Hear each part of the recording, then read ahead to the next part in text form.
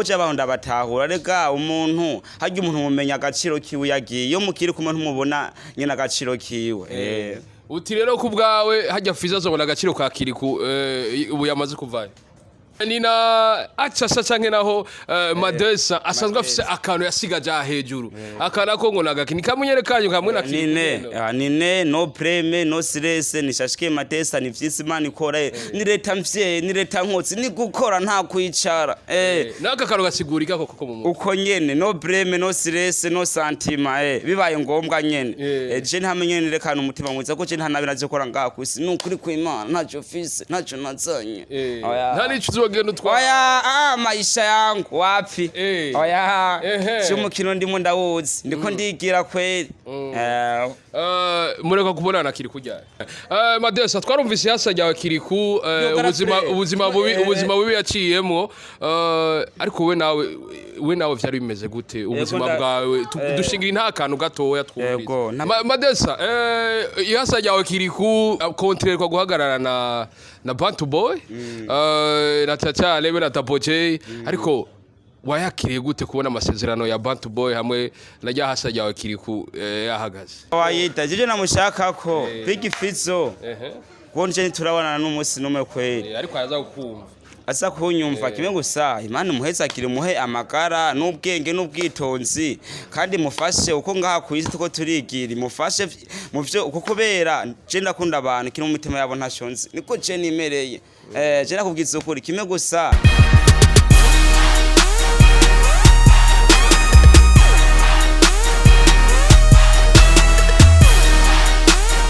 Hello boys and girls, in this Ramazan kwa kundi handi na kwa Shuste Gale aka Dreamer from Morris aka the Black Man nijishoni black kwa kundi handi ula kubito hushula lone rekasha ashasha kwa kundi handi bamwita Madesa shashike Madesa mwana ukiaga n'abana bakeye mu Kiswahili watoto wa Afrika mnanisikia mimi bananiita shashike Madesa mtoto wa mjina tembea na watoto wa safi so za kichwa so za kuwaza waza maisha kesho so za kichwa so za kichwa na maso ni so kweli ikinyo jaravuye racuvuga ati difo ni so kweli basha ngako nisikata cyo dufise ntaco nazaye nkaje ngaha nukuri ndiko ndagenda nta mupango ntaki yego kweli ucwa ati sasa ni noma kweli ashasha rekasha kwa kudani natsatane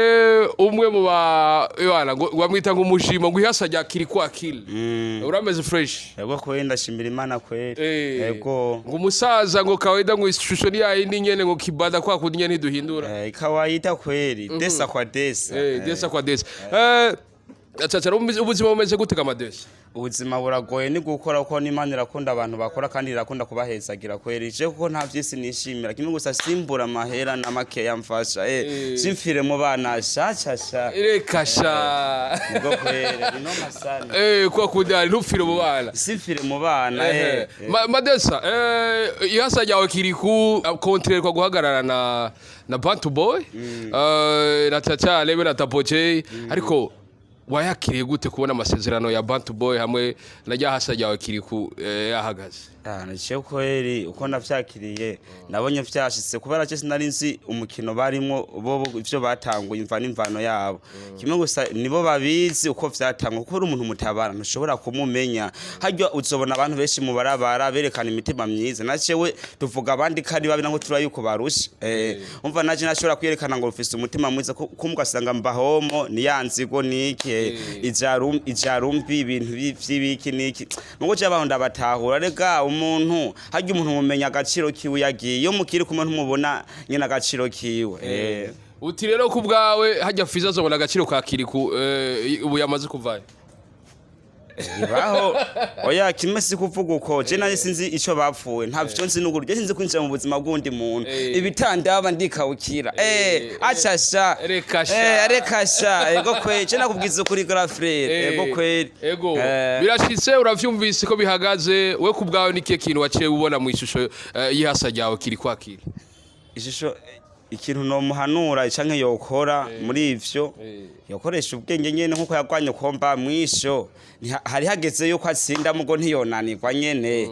umva umuntu agwaha umupira je mwanda abakarafire nkuko iyo bampaye nk'agapira base kera cindi ko nakina agapira kera tuciga nk'umuntu agwahaye ipasi yaba yakwizeye uko amaze kubona uya mupetera muhaye ifasi aratsinda namaze guha umupira nkuko nkabona uguma wigira nzimza wigira ntabibona hari abandi bapete nyine bari babajanja nkabasoza gishwa ngabace nine none ubona amanenga acha shagrafre tuko nasira warai era abashagrafre era abanonga nacho fise nta nico natsanye oya kwe maisha yangu ego kwe nta nico uzotwara nta nico nzotwara kimwe gusa je nakeneye nk'utuntu nyine tumfashe nanje ntange message yiwanje nyine babona impano yiwanje basi nibimvuga si jewe suko nari mwiza ngo nijya mu nama mvuga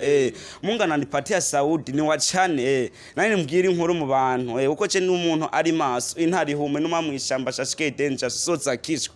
none uwundi ninde je nguma ndabahereza impararo nyinshi sana ubu ni momo biraje ku nguvu zidasanzwe Madesa kubwawe je numva umengo uri kurisabira Fizo agusubirize ni hasa ryawe kweli je nuko nahise abo Fizo bavuga ati jewe kabayista da ihasa kabida yorize ndariteze imbere aho kwakirwa ariko kiriko yari ansizina nditeye ubwoba kandi no bakirifise we kubwawe uvyakira gute ngo Fizo akubwira ati ya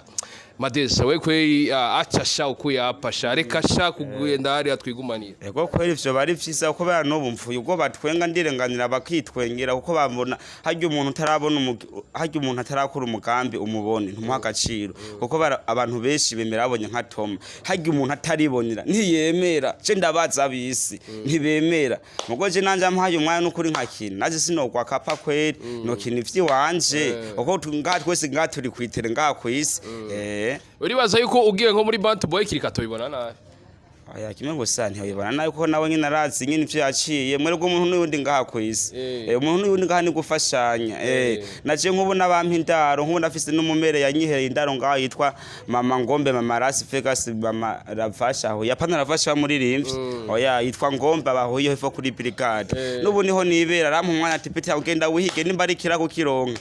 wiryamire urumva nivyo n'ubuntu bw'Imana suko nari mwiza muko nawe nyine ampaye umwanya nyine muko ariko kugira ndo nkifaranga je birangora sana kubera usanga ndi musite muko nka mugatireka je ngwane komba mwishi zina ryanje ntibariho nyorete wingisha achasha reka sha achasha noma sana webaza bari kintu wobuza ingishasha muri Bantu Boy kishasha je ko je ndi umwana nyene atsi ibintu kandi ndatsimva n'imvano kandi jewe nukuri nditonda kwe nukuri nabo bajama naho babwira amateka yiwanje abo nabagenzi biwanje bo ngaha nyene barabanje bamfana kwe ndenganye ko barazi nawo niba nawo ngira naba hago je ndakunda gukora uko Imana irakunda abantu bakora kawaida nina achasha canke naho Madesa asanzwe afise akantu yasigaja hejuru akana ko ngo nagakini kamunyere kanyu kamwe na nine no preme no stress nishashike Madesa ni vyisi Imana ikora ni leta mvye ni leta nkotsi ni gukora nta kwicara naka karo gasigurika koko mu uko nyene no preme no stress no santima bibaye ngombwa nyene je ntamenye ni rekana umutima mwiza ko je ntanabira je kora ngaha kwisi nukuri kw'Imana nacho fise nacho natsanye nta nico uzogenda utwara oya maisha yangu wapi oya cyumukino ndimo ndawuzi ndiko ndigira kweli akango wagasiganye ngo kubera ngo kiri kunyene ngo kagumara ku muryango nyene ngo ucumereka ati natagashize ko je ndakagumije ndakagumije ko kwe ni Bantu Boy ntuyibona ni Bantu Boy ni Bantu Boy shashikite sabaye mwana kiyagana bana bakese nine numva amatesa umva nundi muntu umva amatesa si jewe ni Imana yampaye umwanya peti kina nawe ndagoho umwanya nayache ngo mukuri kw'Imana Imana yampaye umwanya reka nyine nakwicara se nkunda gukora amacamo turaya twaradashwe kuyasira shakeze yego kwe kuyasira nyinshi biko biraza hariho nabavuze ati ashobora kuba ari n'amabeze ati vuba cyane nakeka jambo tekra Big Fizo na Distain na cyane ko ubukiri kuyavuye muri Bantu Boy hasajya yaravuyeyo nje ndavyumva mose ngo yarapfuyeyo kubera cese n'icyaca muna kubwira sinze kwinjira mu buzima kundi nukuri bitandaba harya umanze kugira urusakuru umuhungu biba bikonaniye urusakuru rugira abakobwa ese byo nama napfutse sinema muri ko nigira mu barabara mba nkene umugenzi wanje jewe nakatse mpakazi nkore nimba ntashoboye naho uzobibona uko n'umuntu rego umuhaye agapira nyina ndashoboye hacaza abantu bakerebutse abantu bibabariye shani benshi bakeneye hari ndirimbo fisi hiyo nguho umwanya aho nkina warabona agatari heza twarirutse n'ibirenge birashuha ko mba mwishe nari totomoya ko mba mayishe nari totomoya nanje ndi umuntu nk'abandi turoreye vyinshi kuri ino si waza maisha ya kesho yao vipi nisoza kishwa yoyoyo mukoce sinshobora gutera ibitero habonetse umanakire fisi goma nyinshi Yesu tubona kubwira ati fisi arakuvugira icyo ububwiye wayita jeje namushaka ko big fizo konje turabonana n'umunsi numwe kweli ariko araza gukumva asa kunyumva kimwe gusa Imana muheza kiri muhe amagara n'ubwenge n'ubwitonzi kandi mufashe uko ngaha kwisi tuko turigira mufashe mu byo uko kubera je ndakunda abantu kiri mu mitima yabo ntashonze niko je nimereye je nakubwiza ukuri kimwe gusa ujya n'umutima twakuze tumwumva ko je ndiko yandirimba la la la la la ukigotwara inzara nkaje ngoswe gato numa yashamba achasha icyo jambo achasha ndagiyumviye mvuye mu ghetto sha girlfriend kuyasira ati man ubona icungu yanje kwisi ndiko ndababarira nga cyangwa ati towasano ndafise indirimbo yitwa towasano girlfriend ha urumva wewe reka turaza indibazo baraza kuyikurikirana kuri channel ya YouTube yawe ariko tukiri ngaho nyene ndakene kumenya araswe kwambara kagashapo ucuba mu buto akayashi kubera yashi wasanga muri Afrika kwashe ubise mama yashi ukiri muri Europe yari akanye ukiri muri Europe yari akanye grafre yasirambi sana cinduka kera nkiri muri ghetto grafre twarasinga tukereka Imana umubabaro nkabaririmbira kwicungu mugo bakabona tipeti yangu niyo wasohoka uzokora kantu nivyo biriko biribonekeza nga grafre Jesse nkundwa Jesse nemeye gukundwa nabisi je nkundwe nabisi mugo kandi nemeye kwankwa nabisi iryo jambo urumva rimu kantu kabiri kandi muzorimba je nzoribasigurira iyo uvuze gukundwa nabisi ugaca wemera no kwankwa nabisi ubushatse kuvuga iki kubera hari umuntu agukunda canka kukwanka hari abantu baseka kari ashobora gukunda uno munsi cyo bakakwanka ereka abantu n'abantu garafre ibuka Yesu akiza nga bamuze mu minyororo sha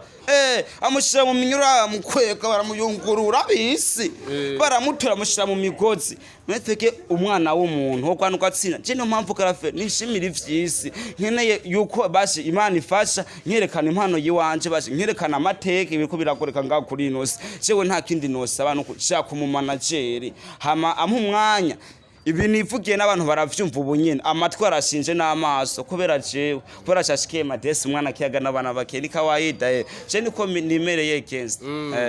biza bimeze uko ariko umuntu arashobora kumenya nk'ukene kumenya cyane kuri Madesi ndoto ziwe nizahe Madesi ndoto ziwe wakoze cyane sana ndoto ya Madesi ya mbere akeneye kuririmba umuziki uko arafise imistari myinshi mu mutwe kandi ryoshe kandi ryohera n'abantu naharengana Madesi n'umuntu w'igitangaza basi ukuntu mubona Madesi arenganya ahantu barumva ati Madesi ararenganya kubera Madesi afise ibintu vyiwiwe amane ibiki inkuru nyinshi amaplage meshi ku makomedi meshi umbaje naho vya nka mu muziki na komedi no genda icifasi yose umpaye ndakina kuyasira Madesi twarumvise yasajyawe kiriku ubuzima bubi yaciyemo ariko we nawe vyari bimeze gute ubuzima bwawe dushingira nta kantu gatoya twumvise ubuzima kiwanje nakuriye muyabira n'ukuri muyabira batetse abisije nta mwanya bigitse kuma nimpamvu nace ndirimba ati towasano chapeti kawaida naciye nturise ko nari narabonye nta muntu umwigize ku mwanya mugo cyo abantu benshi barampaye umwanya ntawankwa nabose numva iyo jambo cyo benshi amabamfasha kandi je ndikanye nta myaka ofise nk'ababandi kabajya bashaka kwemerwa n'abantu akwemekwa n'Imana je nemeko n'Imana n'abantu bace baranyimira n'ubu naho ndengana na Madesa na mane bonabonye amane kawaida cewe simeze nk'abandi bapfuye birimani baca ngaha mu gisagara kwandika izina barivuruga ngo ni nini berekana imistari ngo iki niki bajya bemewe kubera uriya yari yabahaye umwanya reka nawe utampa umwanya ngaha aya majambo ntanone kuvuga naha n'abantu banyumviriza wewe kuri umugenzi wanje ni kubera wewe wampaye umwanya n'abandi bace bankunda ari ndibo star boy yavuze jina hamuje mayisigure ngaha ariko imbere ya vyose naguciriyemo wowe iryo jambo nukuri uzoira ku nduma star boy sinzi jambo yavutse barisigura mu kintu we ko wankunze n'abandi bazonkunda turi ngaho nyene wari kuratubwira jambo menshi subira kuvuga we mbaje fiti wawe kwere wari kuravuga ivyo uratubwiye ati naciye mu yabira yahe mu buzima bwaga mu yabira ukuntu abisi banyumviye bakantwara mu gasho baza kumfunga ataco nzira vyagenze gute kuri uje mu gasho Shaba abisi baranyumviye jewe nari mvise mu gatondo ndiko ndakuropa grafre ndiko ndereka Imana umoro timana ndababariye ngaho kuri inose hano nari niyakindaro cha kumumere mama Veta aho haruguru hepfo kuri brigade kuba yari yampaye umwanya nabaye inosa nabamamana ngaho naho no haca n'ubushonze bongabo urumva na mama Randi n'umubya mugore mama Pasi narafashe ngombe apana narafashe ya muri rimvi ngombe ujarafashe iryatsira ryavuye kwa ngombe ubimenye imfana ntuzobona kagara ngo nini ndafise indirimbo yiwaho nyene ariko ni baguhoye ubusa cyane baguhoye ubusa abampoye ubusa nuko kubera bisi nasanze ari ngorane hari abantu benshi bamfa waziriki kugira uvuge ngo nta na kimwe yewe gutwara mu gasha atashuzira nari mvyose mu gatondo ngiye gukoropa ahantu nakora ikibo ishagara frere kwicunku yasira ati mana ubona umubabaro wanje nukuri kwima ntaco fise suko nari mwiza maze gushika kweri nashiye mbona batangura ku medita kweri bacha baradodora ahantu nibera shagara frere ko rikora ikiboyi ngo kwiyasira abapolisi gira nka 180 timana ibi bintu nibikinu kuri kwimana timana urampemukiye nukuri kwimana walayi mvuga ati mana ibi nanje birantenze reka nararungurutse haitse umwanya esa caca sanga basimvye impangu kubera abisuratse kari mabi ari babi karafa hari cyamo ngombe mvugo bunyene nta muntu itazobako kandi uwo itazobaka azorimbwira hariho umuntu mumenyana ugasanga niyo ngorane yiwawe hariho n'uwundi muntu mumenyana ugasanga niyo cese yiwawe urumva naguciriyemo maze gushimba sha protayi esanga abapolisi ngaho binjiye indani nguye mu yabira umva bashaka nanje ari hezi misine ninjiye kwa mama Ravashe mama Ngombe mama Rasi Vegas Vetigas hajya kwa mama Derike mama Dodosi kwa mama Randi imbere y'umugore wa papa Nzitonda noce nibera nijya mugore wa papa Nzitonda je ndaramukora ibya mu star uratubwiye uko tumadushe n'abasoze watubwiye indoto yawe watubwiye ivyi wawe watumvishije n'imistar ariko wibona he mu myaka 5 mu myaka 5 nuko ndoro nk'umumanagere hama kuko abantu bemera abonye nka Tom uko batarabona kuko umuntu utaramubona imipango yiwe canke ikiniki ukimubona mu bara abantu muhagaciro canke agekenye baragukengera mugo ariko ce nk'umuntu mu mwanya ndahise no maramaza manager Madesa tugushimira ko wahevye urimwo mu kazi kawe wemewe urasabikanya natwinturire nizere ko nikindi gihe twabara nukuri two no mugarafe ko ndazibirato avuga ati peti yangu reka nguhe umwanya ukuba yampaye umwanya sivya bose sha bese narabwira emutama mpaye interview na Randi we yarambonye kuva kera Randi promote nimba ari cye France kesi birangwa je nigenga kwisi sinigiye kwishuri mugoce ntumbwira ngo uri garafe cyangwa ni petit frère byose ningaha mu rwe soza kishwa iryo jambo iyo ngumwanya nyina wibaza ko hakina bose bazo ko ambonye wajya kuri kinsa yuko ndazo turatuka ati pete kana guha umwanya nanje nimpamvu ntumaramaza n'abantu bamboye muri uno mwanya achasha lekasha okay kwa kuri ahandi kuri mikoro cy'istegale ke dumwe from Morrison abashikengurika byando kamera kabari benaya kwa kuri nababwira ati umukaba wamezagirira abandi ndiribiza byose byo ku mufuko no ku mubiri kuko byose bibabaza bye bye ciao hasta la vista